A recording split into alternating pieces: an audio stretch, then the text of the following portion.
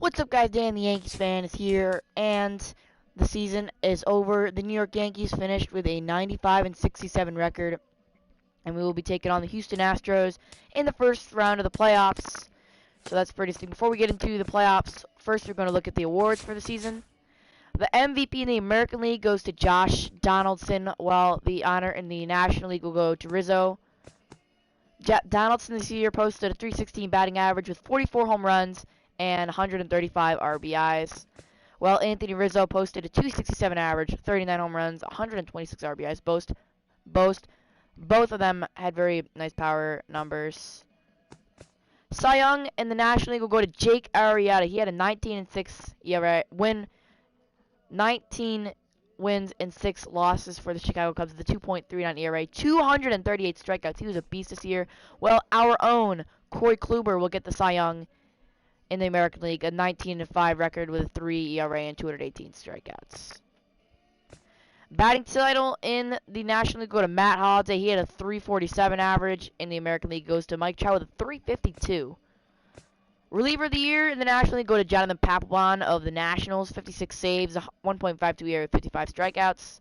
And it'll go to Francisco Rodriguez of the Tigers for the National League, 59 saves, 2.11 ERA, 60 strikeouts.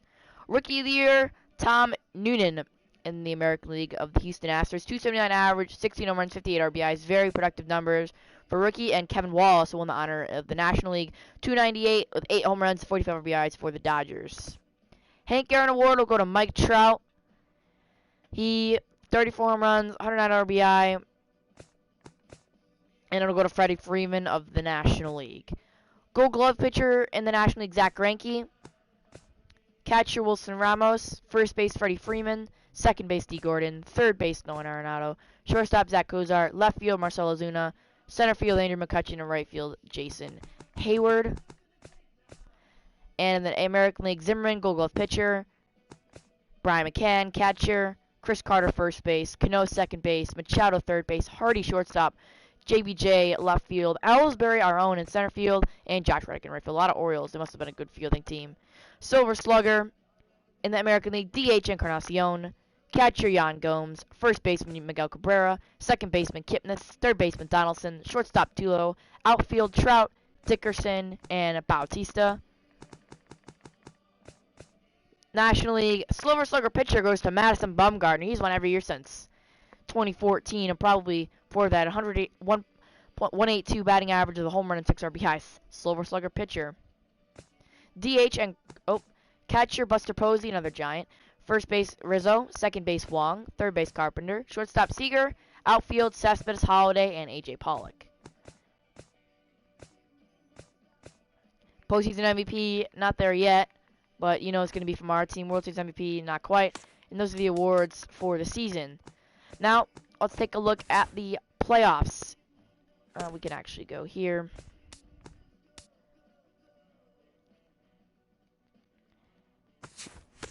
Home, here we go. This is what I'm looking for. So that is the playoff bracket. We are taking on the Houston Astros in the American League Division Series first round. We have home field advantage, which means we will get game 1 and 2 at home, 3 and 4 on the road, and 5 at home. It'll be Detroit as the best record in the American League. They'll be taking on the winner of Toronto and Seattle in the wildcard game. That game we played in Seattle. And then we'll play the winner of the wildcard champion and Detroit. And then in the National League, the Washington Nationals finished with the best record. They'll be taking on the winner of the wildcard game, either the Mets or the Cardinals. That game will be in New York. And then Chicago and the Dodgers will face off in the National League Division Series. So, that's your playoffs for you. We're going to take on the Astros first, and we're going to either be playing, if we win, Toronto, Seattle, or Detroit. It'd be fun to see Toronto as a rematch of the American League East. So, yeah, now let's take a look at our team stats. We'll go to lineups. Jacoby Ellsbury had a very nice year. Hit 284 batting average, mostly out of the leadoff spot. He had 38 steals, 47 RBIs. Hit only 6 home runs, but not really a power bat. That's not what we're looking for. He had 144 hits and 507 at-bats. Played 127 games, so very productive year. Charlie Blackmon was a beast. He had a 302 batting average, 14 home runs, 86 RBIs.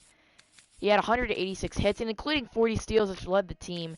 Charlie Blackmon was a beast. He played in 150 games. We got him in a trade from the Colorado Rockies. Chris Davis didn't hit for too much average, but was a power hitting beast this season. He only had a 239 batting average, but hit 36 home runs and 106 RBIs. Mark Teixeira, much more productive year than I thought. He's having a much more productive year than he had in real life. He did bat 260, which is very respectable. I mean, this is way more than I expected. He hit 34 home runs, had 80 RBIs, 126 hits. A very productive year for Mark Teixeira. Hanley Ramirez at third base. We picked him up off of waivers, so I mean this is basically free stats, and he hit very well. 271 batting average, 29 homers, 92 RBIs, including 14 steals. Had 165 hits and played 156 games this year, including with us and the Boston Red Sox. Brett Gardner, he played extremely well this year with a 272 batting average, 16 home runs, 64 RBIs, a lot more power out of him than I expected. Had 143 hits in 140 games. So a great year for him. He also had 17 steals. Francisco Cervelli, an interesting story here. We got him from Pittsburgh after things with, another catcher we traded. The Orioles catcher we traded for Brian McCann didn't really work out, and he just filled the hole great. He had a 271 batting average, 14 homers, 59 RBIs, 134 hits, and 143 games played. So he was great. Ian Desmond, we picked him off of free agency. No one wanted him, and he played great he played all right for this year. 245 batting average, 15 home runs, 54 RBIs, 120 hits. He's on the decline. He played 135 games. Might be looking to move him in the offseason because they're paying him like $9 million, so we'll see. And Starlin Castro, he was great this season. 294 batting average. He is definitely on the rise. 6 home runs, 56 RBIs, 131 hits in 125 games. He'll definitely be getting a lot of postseason at-bats. He's a starter. And off the bench, Aaron Hicks was okay. 223 batting average, 7 home runs, 22 RBIs, 8 steals. He had 58 hits in 86 games. He got 260 at-bats this year. Probably won't get much postseason time. Dustin Ackley hit 229. Backup catcher Jaime Arias hit 225. But Rob Refsnyder, 75 overall. He's going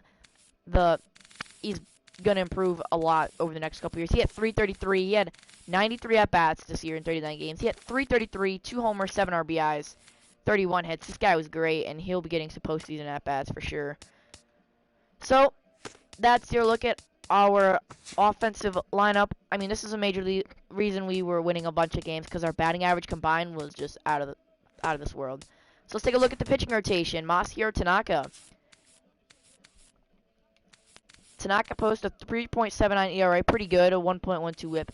Had 178 strikeouts in 209 innings pitched this year, only 34 walks, so that's pretty good. And obviously no saves. He was 11-12, so that is a losing record for Tanaka. He lost that game against Boston that we had the second to last game. He was okay this year, but we could expect more out of Tanaka.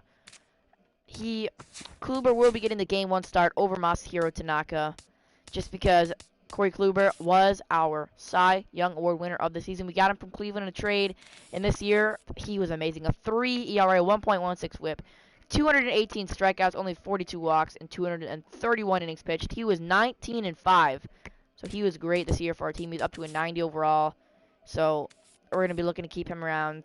Decent contract, only 29 years old. Marco Estrada also get him from a trade from Toronto, and he played amazing this year. 2.56 ERA, 1.08 WHIP. He had 155 strikeouts and only 55 walks and 214 in a third innings pitch. He had a great record of 14-7. So Estrada, our definite 3 guy on this rotation, and Luis Severino, young player, struggled a little bit this year. We'll definitely be seeing in years to come for him to be a great player. He had a 4.88 ERA, a little bit high, 1.38 WHIP. He had 68 walks, a little bit high, 195 in a third innings pitch. He was 10-10 though, so he was getting wins. A lot of that credit to our great offense. And then there's Henderson Alvarez. I got him from a trade from the Athletics, and he was basically injured for a lot of time this year. He had a 3.95 ERA, so pretty decent time he was here. 1.37 WHIP. Only 60 strikeouts, 29 walks. He only had 125 innings pitched. So he was 5-6 in the time that he was here. He was out for a couple months, so Now, from our killer bullpen, Aroldis Chapman, our closer. He had an ERA of 2.98, a 1.42 WHIP. He was only 1-3, but that doesn't really matter. 38 saves this year. That's what we are looking from him. 54 innings, 54 and a third inning pitch, only 27 walks and 67 strikeouts. He was great this year, and I look for him to be our closer for the future. We're going to have to sign him back in free agency. I don't even think he's going to come back, though. I mean, we could just throw a bunch of money at him. Andrew Miller this year was lights out. Actually, I want to look at something with Chapman. Can we find out?